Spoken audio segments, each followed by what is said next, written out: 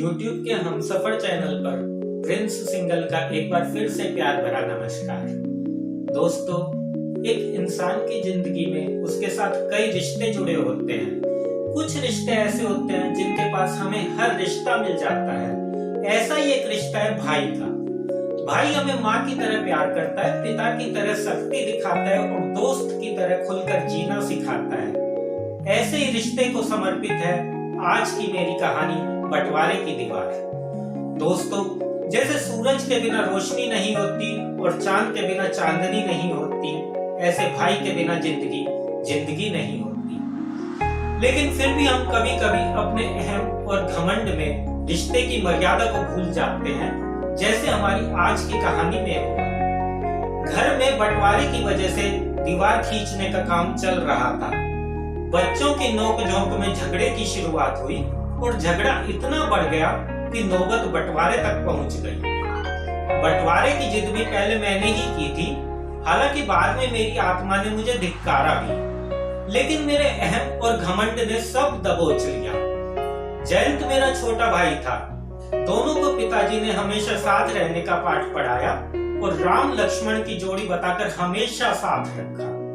लेकिन अब की बार झगड़े में सब पुरानी बातें भुला दी और मैंने अपने छोटे भाई से बोलचाल बंद कर दी। मेरी पत्नी अनामिका और जयंत की पत्नी पिंकी में बहुत घनिष्ठता थी, लेकिन मैंने अनामिका को पिंकी से नहीं बोलने की सख्त हिदायत दे दी थी। हालांकि मैं जानता था चोरी छिपे ये अभी भी मिलती थी। सब्जी की कटोरी एक दूसरे की रसोई में पहुंच जाया करती थी। बच्चे भी हमारे सामने तो नहीं बोलते, लेकिन मैंने कई बार बाजार में मेरे बेटे यश के साथ जयंत के बेटे विपुल को घूमते देखा था। मन इतना कठोर हो गया था कि यदि कोई मेरे सामने जयंत की बात भी करता तो मन में गुस्सा फूट पड़ता। इन सब बातों का गहरा असर पिताजी को हुआ। माँ तो बचपन में ही छोड़कर चली गई थी। पिताजी ने ही माँ बाप का प्यार दिया और हम दोनों भाइयों को बहुत अच्छे ढंग से परवरिश की। बड़ा बेटा होने के नाते पिताजी का मुझ पर पहला हक बनता है और वो मेरे साथ रहने लगे। लेकिन कभी कभी जब वे जयंत की तरफ चले जाते तो मुझे बहुत बुरा लगता था। मेरे गुस्से के कारण ही घर में सब बच्चे हमेशा डरे और सहमे रहते थे। झगड़े के दिन भी जब पड़ोस के सुरेंद्र जी मुझे ताव दिला रहे थे, उनकी बातें हमारे झगड़े में घी का काम कर रही थी। तब जयंत ने मेरी ढेरों गालियां खाने के बाद भी सुरेंद्र जी से साफ साफ कह दिया, आप हमारे घर के आपसी मामले में न बोले तो अच्छा रहेगा। यह हमारा आपस का मामला है, हम निपटा लेंगे। लेकिन क्रोध में आदमी अपना विवेक खो देता है। शायद मेरे साथ भी यही हुआ था। पिताजी ने जो पौधा बरसों प्यार से सींचा था, मैंने एक झटके में नोच कर फेंक दिया। कभी कभी घूमने जाते समय हमें जयंत का परिवार मिल जाता तो हम अजनबियों की तरह निकल जाते। घर के बाकी सदस्य तो शायद एक दूसरे का मुस्कुराकर अभिवादन करना चाहते थे, लेकिन मेरी उपस्थिति के कारण सब अपना मन दबोच लेते। उस दिन जब मैं बरामदे में बैठा चाय पी रहा था, तब यश हांफता हुआ दौड़ा चला आया। अनामिका ने उसे घबराया हुआ देखकर पूछा, क्या हुआ? लेकिन उसके मुंह से कुछ नहीं निकला। शायद वह ज्यादा ही डरा हुआ था। मैंने चाय का कप नीचे रखा और उससे दोबारा पूछा तो उसने बताया विपुल का एक्सीडेंट हो गया है और वह अस्पताल में भर्ती है। सुनते ही अनामिका घबरा गई और मेरी ओर देखकर उसने ना तो मुझसे चलने के लिए कहा और ना ही स्वयं जाने की इजाजत मांगी और यश को साथ लेकर अस्पताल चली गई। जब पिताजी को पता लगा तब उन्होंने मुझे काफी भला बुरा कहा और मेरे साथ ही स्कूटर पर बैठकर वे भी अस्पताल चल दिए। मुझे अपने अहम के कारण इस बात की कोई परवाह महसूस नहीं हुई। जब हम अस्पताल पहुंचे तो जयंत ने मुझसे हमदर्दी पाना चाहा। वह अंदर से काफी टूटा हुआ लग रहा था। मेरे बिना कुछ पूछे ही बताने लगा, ऑपरेशन चल रहा है, डॉक्टर ने कहा है ऑपरेशन के बाद ही कोई जवाब दे पाएंगे। बात पूरी होने पर भी मेरे मुंह से इतना नहीं निकला, सब ठीक हो जाएगा। जिस हमदर्दी की जयंत को इस समय बहुत जरूरत थी, वह उसे मुझसे नहीं मिली। पता नहीं कैसे मेरे अंदर के राक्षस रूपी अहंकार ने मुझे इतना शैतान बना दिया था कि अपने छोटे सगे भाई से मुझसे यह भी कहते नहीं बना, घबराओ नहीं, सब ठीक हो जाएगा, और किसी चीज की जरूरत हो तो बेहिचक मांगना, शर्माना या संकोच नहीं करना, मैं तुम्हारा बड़ा भाई हूँ। पिताजी का मन भी अब टूटने लगा। उनकी शिक्षा व्यर्थ गई।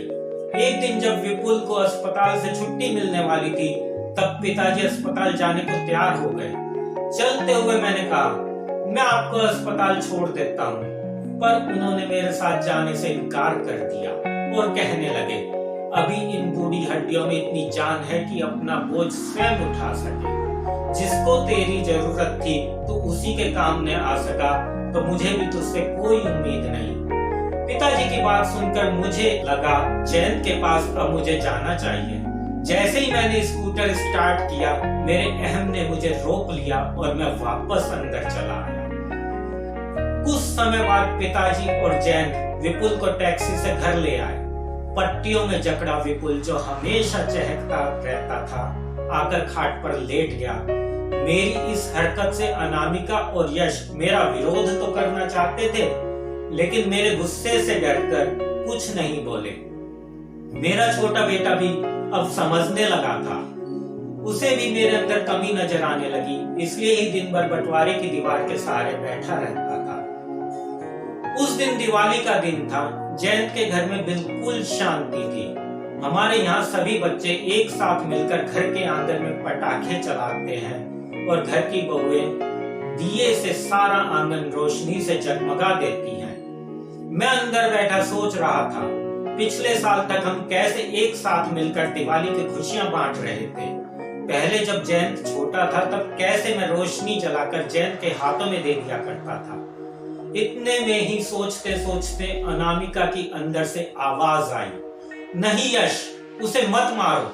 कोई अपने छोटे भाई के साथ इस तरह पेश आते हैं? उसे पटाखे दे दो, वह तुम्हारा छोटा भाई है। उसे प्यार करो, उससे मत झगड़ो। अनामिका की आवाज सुनकर मेरे अंदर ही अंदर कुछ गलने लगा।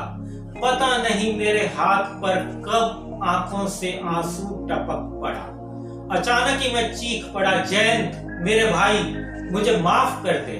और सीढ़ियों पर से उतरकर मैं दीवार के पास पहुंच गया। मुझे पता ही नहीं लगा, मैं हथौड़े से दीवार तोड़ने लगा। दीवार भर भरा कर गिर रही थी। जयंत मेरी बाहों में सिसक रहा था। भैया मुझे माफ कर दो। नहीं भाई, मैं ही राक्षस हो गया था, अपने लक्ष्मण जैसे भाई से इतनी दूर रहा। मुझे माफ कर दो मेरे भाई। यश और पिताजी बची हुई दीवार गिरा रहे थे। पिताजी कहने लगे, मेरी शिक्षा व्यर्थ नहीं गई। मेरे राम और लक्ष्मण की जोड़ी बेटे आज वापस घर लौट आए हैं।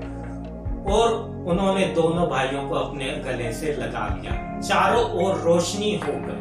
आसमान में आतिशबाजियां चमकने लगी। माँ बाप का प्यार बहुत मिला, भाई भाई में खुशियां बांटी। बड़े हुए संग जिस घर में, क्यों उस घर की आज दीवारें बांटी। दोस्तों, आपको ये कहानी कैसी लगी हमारे कमेंट बॉक्स में जरूर लिखकर बताएं। और हाँ दोस्तों, आपको भी यदि कहानियां लिखने का शौक है तो उठाइए कलम और लिख भेजे कोई भी मौलिक कहानी। चुनिंदा कहानियों को हम अपने YouTube के चैनल पर शामिल करेंगे। तो देर किस बात की, आप हमें अपना मोबाइल नंबर, नाम और एड्रेस के साथ अपनी कहानी नीचे दी गई ईमेल आईडी पर मेल कर सकते हैं। फिर मिलेंगे एक नई कहानी के साथ, तब तक के लिए नमस्कार।